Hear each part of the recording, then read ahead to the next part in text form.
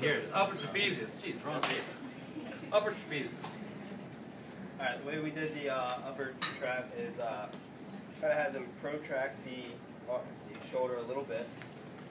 Hold down on the shoulder joint and then push them like kind of a little bit down but mostly out. And then I can have her try to come back into her row. Okay. Go a little bit further. Alright, push into my hand again.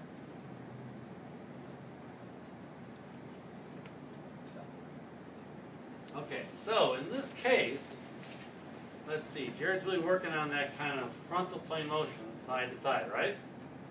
So what does the upper trap do? Extends. Anything else? Elevation, bilaterally elevates the shoulders, okay? Oh, and I see Rachel back there. She can't wait to get a hold of this one, man. This is one of those manual therapy, jewels, to really get a good stretch of the upper trapezius. Yeah, What else? Typically, I would just suggest, rather than straining the neck, to bring to lateral flexion to more resistant shoulder elevation. And that way you're getting that same stretch, but you're not having the length right or neck over the side, straining that direction. And obviously, then you're also working more that upper trap. Okay. So Rachel raises a good point here on two issues, okay? Number one, she's saying, think of it, if the person is potentially symptomatic, they have a neck problem, what's going to be, you want to necessarily put someone in the extreme of certain ranges? If you could, remember you have two ends of muscle. You might want to keep something where the pain is kind of neutral to limit stress there and stretch it from the other end, and that's the point she's making there. Try to push the shoulder down, okay? What else might be something to consider here?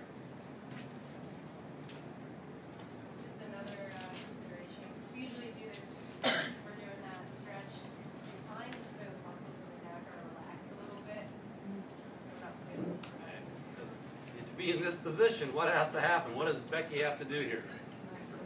Yeah, to look forward and see you guys and interact, she has to keep her head up. What keeps her head up besides those suboccipitals? Upper trapezius plays a role there as well. Anything else you want to add? You can think of something else. I have to think of something else. I have to make it complex. Wow. Does the upper trapezius rotate at all? Upperly rotates what? Be upperly rotating the scapula, okay, and we kind of addressed that through what Rachel said. Does it have anything to do with the transverse plane rotation? So where do you locate this guy? How does it relate rotation of the head to the shoulder? Does it provide rotation? So if it contracts, if I go this way to my right, okay, what happens? I'm turning to the right. What helped me do it? My left side, right? And then it goes to the back of my head over to the left side here. That helps. I'm stretching this side. Everyone agreed? What might I do here? Becky comes in. She's complaining. Based on what Rachel said, what's a good position to put her in? Supine. Here, show me how we start doing some stuff here. You want to raise the table up just a little bit. So you don't have bad body mechanics. Okay, by going into this position, now you can go ahead and have the person relax and not having to hold that 16-pound, head, up in vertical position. Okay. So what might work here? Jared, show us. Okay, so we'll have her rotate. We'll make it that the bad side's on the right side, so I'm going to see it.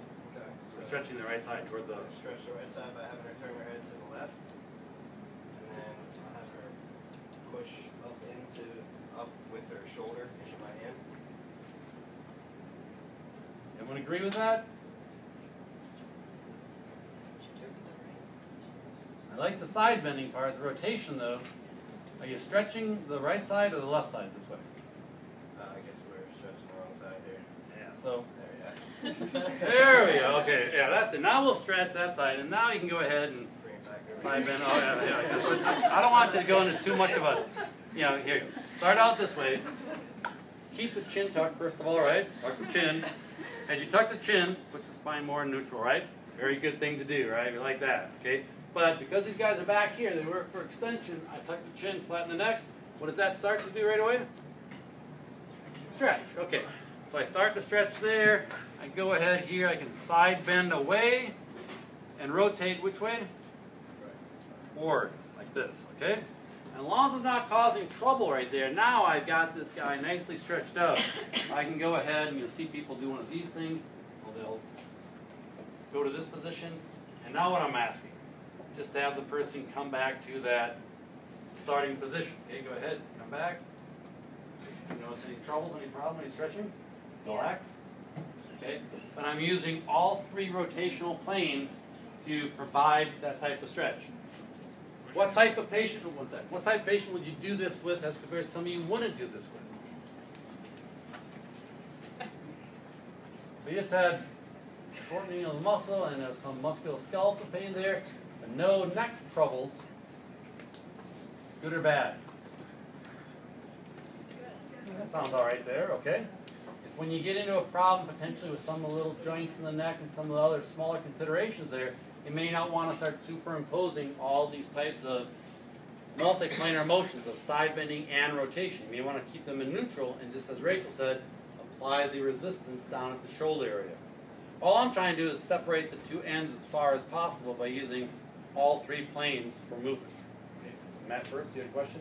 What was your hand placement on? Where were you applying pressure? Yeah, I was against the side of the head, trying to hold that in place, and also then against the upper part, lateral part of the shoulder complex. So I'm grabbing really onto both the scapula and the clavicle in that case, okay?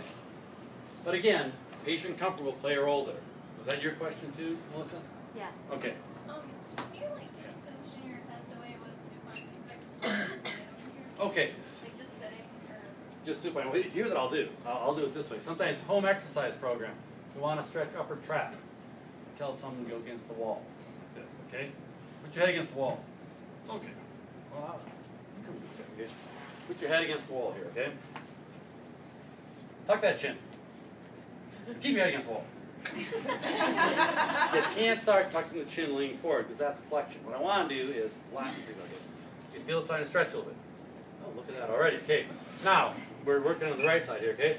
I'm going to have you tilt your head. Okay, keep your head against the wall. Chin tuck. Tilt your head to the side here. What do you notice as you do that? Keep looking straight ahead. Does it get worse? Does it go? You notice more, okay? And now, while you're still here, okay, I'm going to have you rotate your head and kind of look at the ceiling over it. Okay. What does that do? Add more to it? Yeah. Okay. So you can see by doing it in a sequential fashion, adding one plane upon another, that's fine. And we can show certain ways to make it all very complex. And I'll be honest, I'll show you some funny stuff we add about who knows how many things together and do about 50 exercises in one. Okay? You feel the stretch there? Yes. Okay.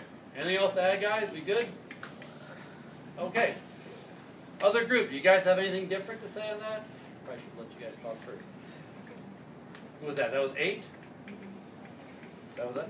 We started off validated in the same position. Okay. Sitting position works very well for, I think, home exercise. I tend to do that quite a bit. We'll show some things with that when we get time, okay? Anything else, guys? We good? Okay, thanks. We'll let you guys.